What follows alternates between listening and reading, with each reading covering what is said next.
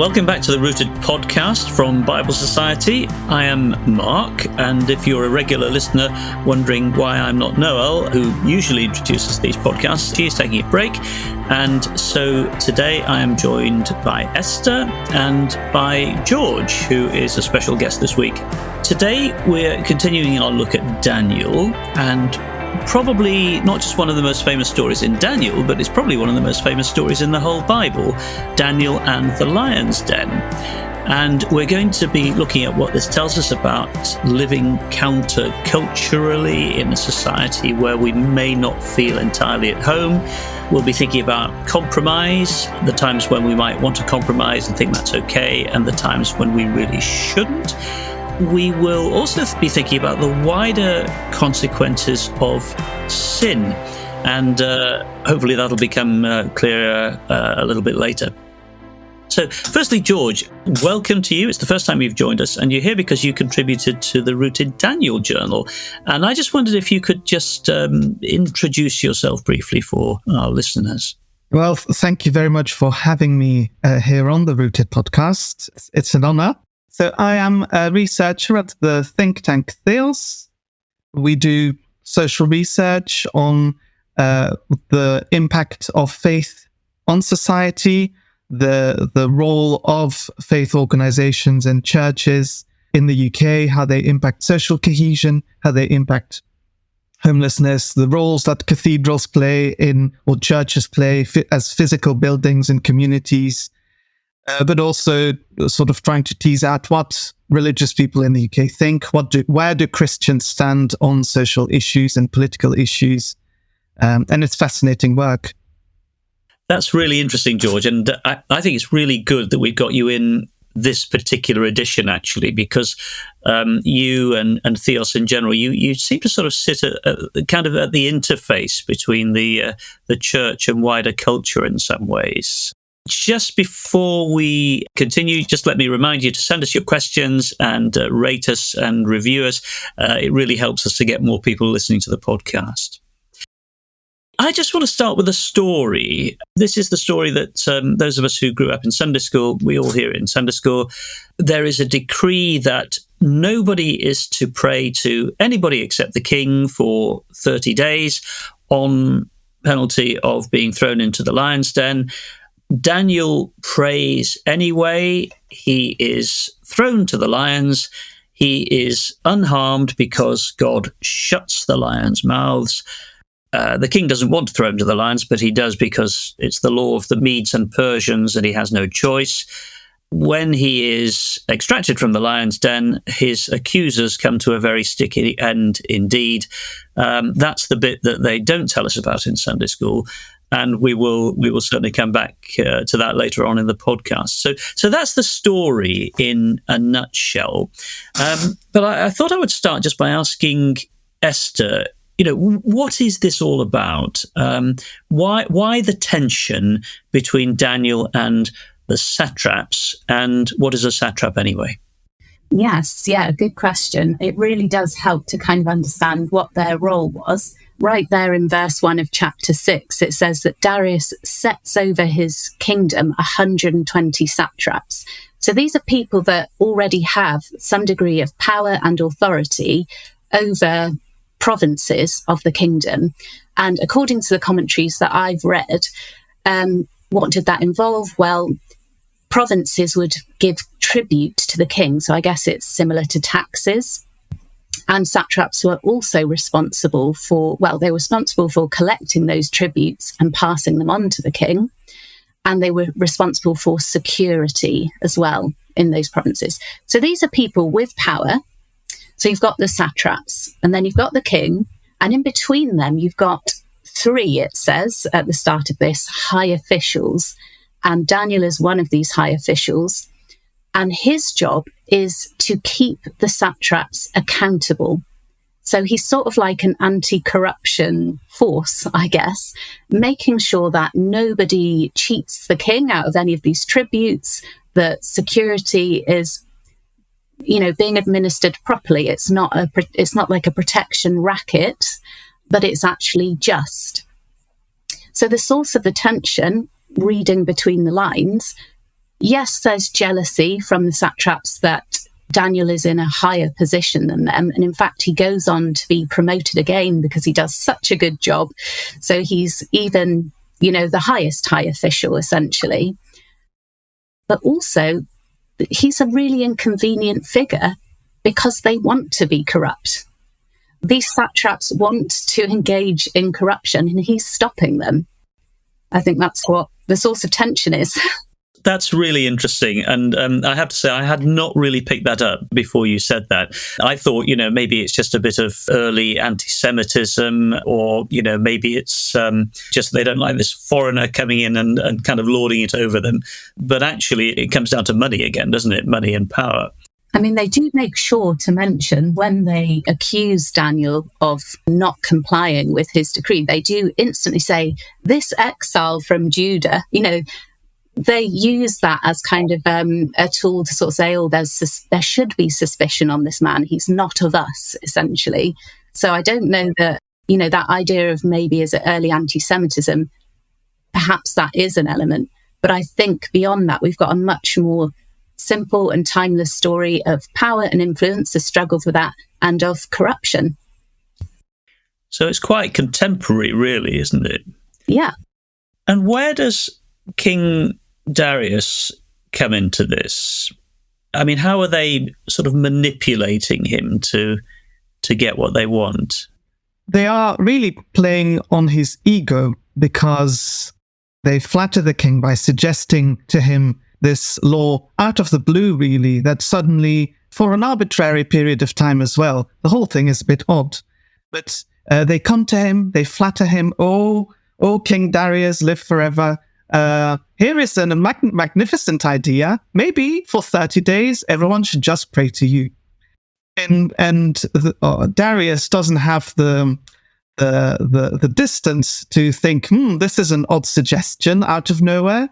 And he's immediately very flattered by this and immediately enacts it, obviously with down the line some unfortunate consequences. But at the time, it seems like a wonderful idea. Why wouldn't my people pray to me for 30 days? To us, it seems ridiculous that anybody would agree to that. But maybe at the time, it wouldn't have been such a thing. It wouldn't have been such an outlandish idea.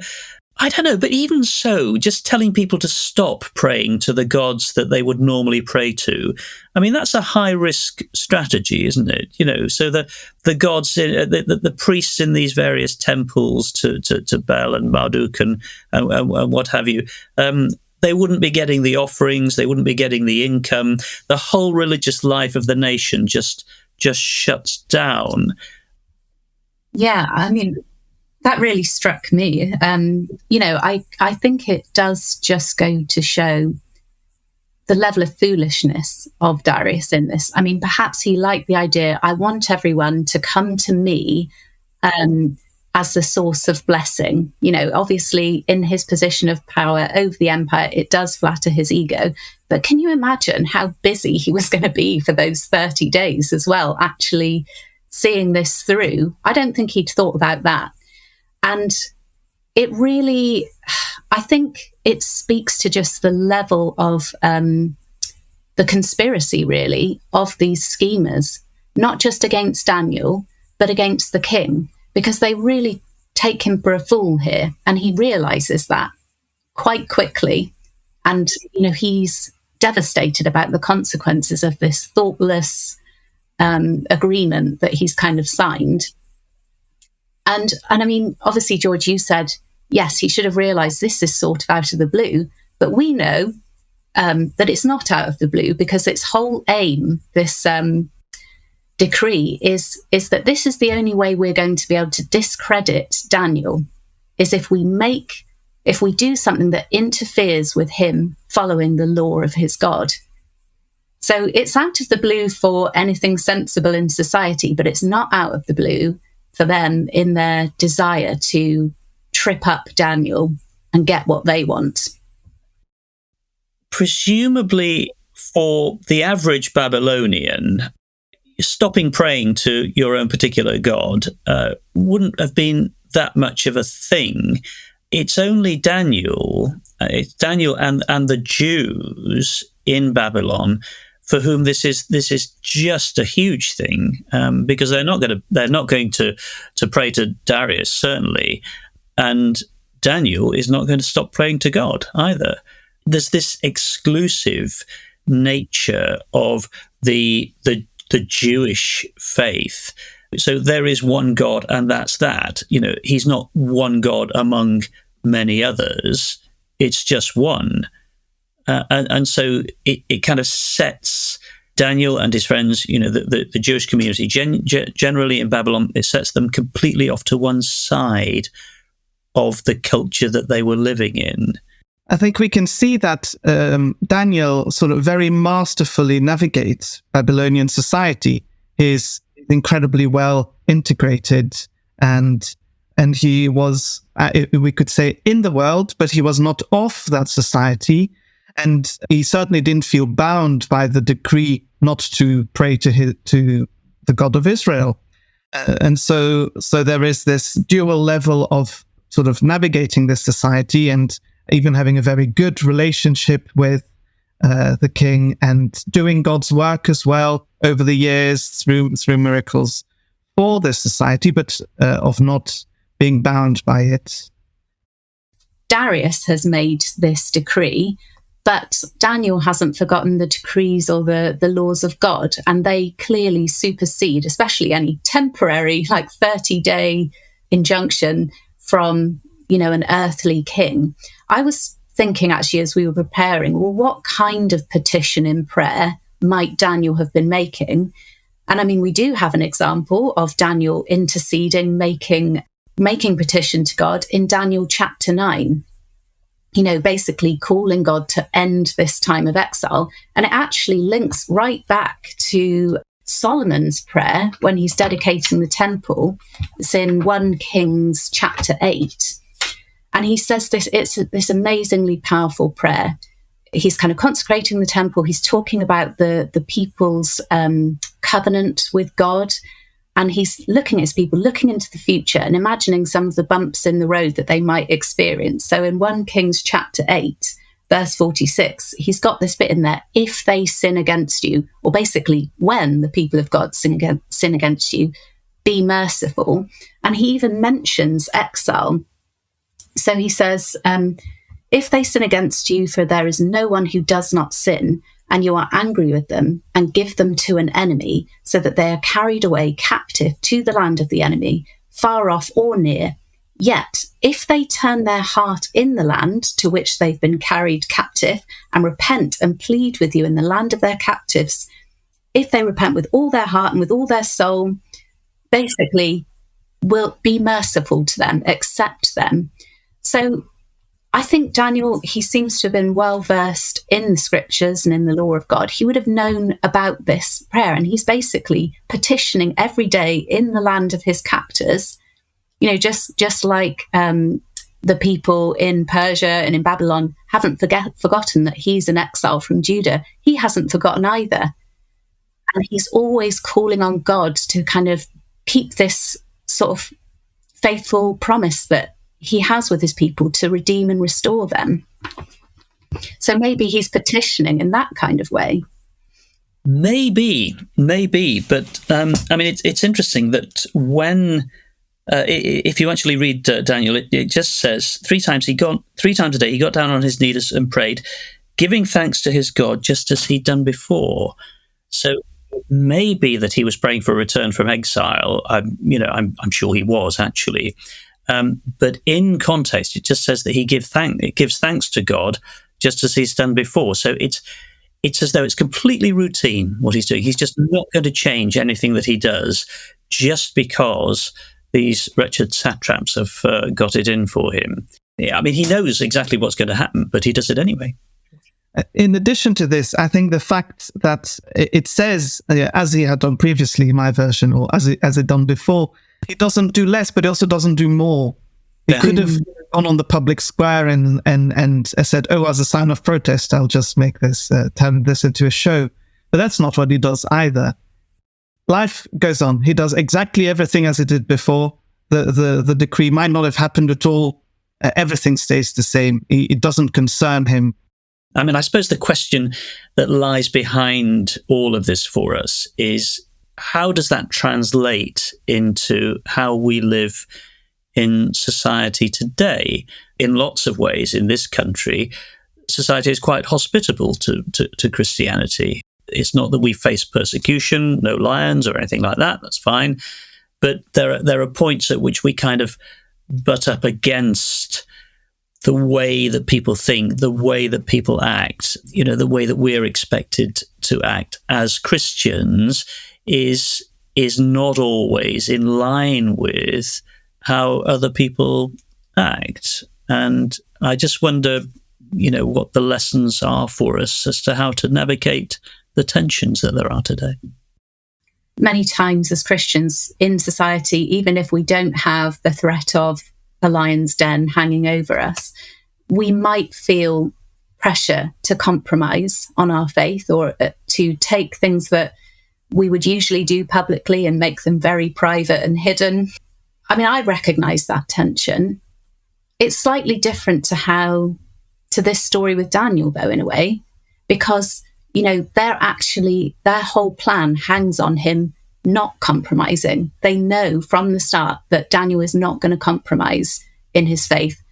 We want him to go ahead and do what he's always done, because they think that they can kill him off and remove him with that plan. They've counted God out of the equation. This is all about the fact that there is no chance that he will compromise. If he had compromised, they would have been like, oh, what do we do now? I think it is worth considering what would the cost have been if he decided to defeat them in that way by just going along with it. It would have shown that under the right circumstances, he was willing not to serve his God as he had done before. And that is a slippery slope. And I think that's something that I take very much from this story. I think this story, one of the reasons why we tend to talk about Daniel as being this hero of faith is because he doesn't compromise, and we fear that we might, or we have at various points compromised. We might think to ourselves, look, is this worth dying over? But then when we make small compromises, what are we actually sacrificing in doing that? And what message are we sending to the people around us about our love for God and our fear of them? I think something that comes up continually, we'll see in a bit as the story progresses, is Darius. He talks about, Daniel, your God whom you serve continually. It's about this idea of serving God continually, no matter what. And I want to be someone who does that. And I suppose that's maybe a more positive focus than the temptations to compromise. It's just to not worry about those temptations, but to be like, what does it look like to serve my God continually? I think there's another aspect to this as well, which is, I'm reminded of Luke 17. Those who try to make their life secure will lose it, but those who lose their life will keep it. And it is about compromise. If Daniel had tried to make his life secure in Babylon, he would actually ultimately have lost it in some way, I imagine, because the satraps would have continued plotting until the very bitter end, until they had gotten the best of him. He gave up that security, so naturally. I think it's really striking when you read Daniel, how we don't really know all the things that go on in Daniel's mind, but it seems so natural. He didn't even consider any other options. This was the only thing to be done, and he did it. George, I'm going to quote back at you something that you wrote in the Rooted Journal, which I thought was really striking. One of the things you wrote was, unless I have complete trust in the God who loves and cares for me, I'm vulnerable to the crippling power of fear and susceptible to the outside pressures of the world. Unless I trust God with my life, I will never be free from the intrigues of the forces of evil, even if it leads me into the lion's den. God is waiting for me there. And I thought that was a brilliant insight, actually, that if we end up going into the lion's den, God is waiting for us there. I really like that. And I just think that relates back to what you were just saying, that, we have to try and find a way of living continually in the presence of God, continually aware that we're living under the eyes of God, and that the decisions that we make are in the presence of God. And I think that's probably a lot more complex sometimes, those decisions, than we might think. I mean, I'm just thinking of Daniel and Daniel's life, because actually he must have been making compromises all the time. He must have been living in a way which really grated on him sometimes, just because he was a Jew, a faithful, observant Jew, in this culture which was totally non-Jewish. It's not obvious that he was doing the right thing. It would be obvious that he shouldn't pray to Darius. Obviously, this was a red line for him, wasn't it? This was a complex situation, and that we all face complex situations. And, it's not always easy to navigate our way through these. No, there's quite a lot of grace as well, I think, to be had when we have compromised. That's not necessarily the end for us, because we can repent, we can turn back, sometimes we can be like, okay, I've behaved in this way, but I now see that wasn't right, and I want to honour God from here on in. This is what I should have done, and this is what I will do from now. I think there is something about the unknowability of the outcomes of situations when we are in a moment of crisis and we need to make a decision. And I think sadly, I am often tempted to project the worst sort of case scenario ahead. And actually, really, you can't be afraid of what might come next and have faith in God at the same time. That's a contradiction of meaning. I realize that I really, really often underestimate what God can do for us, especially if we sort of boldly and cheerfully trust and go ahead with the right thing to do. Let me just take us off in a slightly different direction, because one of the themes in this story is power, the question of who has power and how it's used. So, for instance, we know that the Assyrians and the Babylonians, for these people, lions had a sort of semi-sacred status. So they had ritual lion hunts, for instance, where they would trap a load of lions and release them into an enclosure, and then the king or the high official would actually, hunt them and chase them, shoot them with a bow. And this was a demonstration of power. So the king had power over the lions. So it's all about the power of the beasts. And this image of the beasts is used throughout Daniel as well. In the next chapter, it talks about 4 beasts. One is a lion with the wings of an eagle. There's a bear. There's a leopard, and then something which is described as a great and terrible beast. So the image of the lion is all about power. The king is supposed to be powerful as well. But in this story, the lions don't have power because God shuts the lions' mouths. And the king doesn't have power either because the king is under the law. The king cannot change what he has once said that he's going to do. So this is about power, actually. And it seems to me that it's saying that over the power of the king, over the power of the lions, there is God who is in complete control of everything that's happening. I think that is one of the big realizations in this story. When Darius, he's realized the trap that he's fallen into, it says, I think, is it verse 14, that he's really distressed and he sets his mind to deliver Daniel. So deliver him from I guess, the law, from the snatches of these schemers who are conspiring against him, from the lions. And it says that he laboured till the sun went down to rescue him. He cannot find a loophole. There's nothing he can do. He realises he is powerless, even though he's the king. And then in verse 16, in the moment that he has to go ahead and cast Daniel into the den of lions, he declares to Daniel, "May your God, whom you serve continually, deliver you." So that's the recognition of the only one who can deliver Daniel now is God. And it's actually an interesting comparison, isn't it, with chapter 3, when you've got Nebuchadnezzar and Shadrach, Meshach and Abednego. Just before he throws them into the fiery furnace, he says, "Who's the God who's going to deliver you from my hand?" And meanwhile, now moving on, we've got Darius saying, "Only God can save you," sort of acknowledging that, but then having to wait to see, will he do it? I think it's very interesting as well that at verse 17, we have this little detail about the king sealing the stone to the den with his own signet, and then the signet of his lords. And it really shows sort of the den is now completely isolated from the world. No one can undo this seal.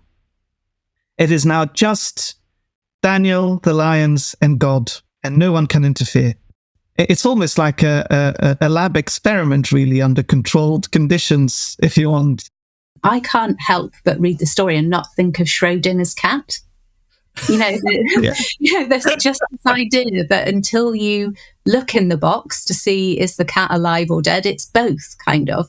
And I think that this is a really interesting picture, actually, in this story, because Daniel has been condemned to death. So in that sense, he's dead, but he's in the hands of a God who can deliver him into life. So he's both kind of dead and alive in a sense. That thing is shut. We read that the king fasts all night. He doesn't sleep, and then rushes to the den in the morning. They break the seal. They remove the stone. Has your God delivered you? So once Daniel is out of the lion's den, that's not the end of the story. And no, they really don't tell us about this in Sunday school. Not only his accusers are thrown into the den, but their wives and children are thrown into the den as well. So it is a very unsettling, it's a very bloody end to this kind of sweet story, isn't it? This punishment of having not only the guilty person, but their entire family and all their sort of dependents also suffer punishment was customary in the ancient East. And actually, the Jewish people really stood out in this regard, because in Deuteronomy 24, we read that Moses forbade that the guilt be carried on by other members of the family. Only the person guilty of a crime was to be punished. But I think there is a really dark irony here, that the satraps and their families are to suffer in this sort of bloody way, because they are the ones who really insisted on having the law of the Medes and the Persians be executed here. Even when Darius was doubting and finding a solution, twice they say, you have to do this. It's the law of the Medes and the Persians. And actually, if we had done this according to the law of Moses, they wouldn't have suffered, or their family certainly, or all these innocent people wouldn't have suffered. Yeah, I mean, that's one way of looking at it. But I think because we've had this business in the story about God closing the mouths of the lions to prevent them from consuming Daniel, and then we read here when the satraps, the officials, their families are thrown in, they are devoured before they even hit the ground. So there is an implication there that it is also a judgment from God, because he's the one who's in control of the lions. And it does make this a really complicated picture. We can't just say, oh, well, that's what they deserved, or that's what regimes did in those days. There is a bigger question here about God's mercy and his judgment, I think. I think that's true. I'd really want to resist the idea that this was something that God planned or willed. No, that's not what I'm saying. You're not saying that at all. No, I realise that. But I think what lies behind this, it comes back to this thing about the contrast between the, if you like, our beast nature and our better nature, the nature which is in tune with God, which is doing the will of God. And I suppose I see this as Darius and the sort of Medo-Persian system handing over these people to the power of the beast or the beasts. And it's, in a way, it's God sort of removing his protection because the people don't want it. You know, they've, if you like, they've gone to the dark side. I think we all recognise, we've seen it in our own lives, that when we sin, other people often suffer, not just ourselves. You know, if you sin, it can affect your family, and that's not to say, that should happen, but it's part of the deterrent. The reason why we shouldn't sin is because of the collateral damage that happens. And that's often a huge sign to us when we look and we see the results of our sin, not just on ourselves, but on other people. We say, this is terrible. And we ask for forgiveness. We repent. Yeah, well, we always have a choice, really, actually, on sort of whether we want to be cloaked by God's mercy or whether we prefer the lack of mercy of the world. This is a bit nerdy of me, but I'm reminded of, in post-Reformation Europe, you had this legal system which was cuius regio eius religio, to each region its own religion, is how the Holy Roman Empire made peace internally. And you have the same thing here, in that Daniel's region, if you want, his belonging was to the God of Israel, and so he was under the law of the God of Israel, and he was saved for not being guilty of anything. And the satraps themselves chose the law by which they were judged eventually in the end, the jurisdiction under which they placed themselves. Yeah, that's a really good point. That's quite dark stuff, isn't it? It's quite difficult stuff. But the story ends in a rather good place, doesn't it? Because you have Darius. Can we say that Darius repents? I think he certainly regrets putting Daniel in the lion's den. It says he wrote to all the peoples, nations, and men of every language throughout the land. You know, in every part of my kingdom, people must fear and reverence the God of Daniel. He is the living God. He endures forever. And so on and so forth. So it ends in this sort of song of praise to God by the king. And I don't think he's making the worship of the God of Israel into the sort of national religion or anything like that. But it's an acknowledgement that Daniel's God is real and should be taken seriously. It's a nice place to finish, isn't it? We've talked in previous episodes about the kind of the chiastic structure. I think it's chapter 4, Nebuchadnezzar's conclusion and the decree that he sends out to all the people and nations and tongues about how God is the most high God is, that's what this whole book actually points to. And this is a nice kind of reinforcement of that message. It's now Darius saying it. He's acknowledging it too. I do wonder, because these satraps receive punishment, but there are many more in the kingdom and many more plotting, but whether Darius won't fall into another trap and let his ego be flattered yet again. That's just part of the territory, isn't it, really? I suppose all of us have to be on our guard against temptations to sins of pride and arrogance and, well, every other kind of sin, actually.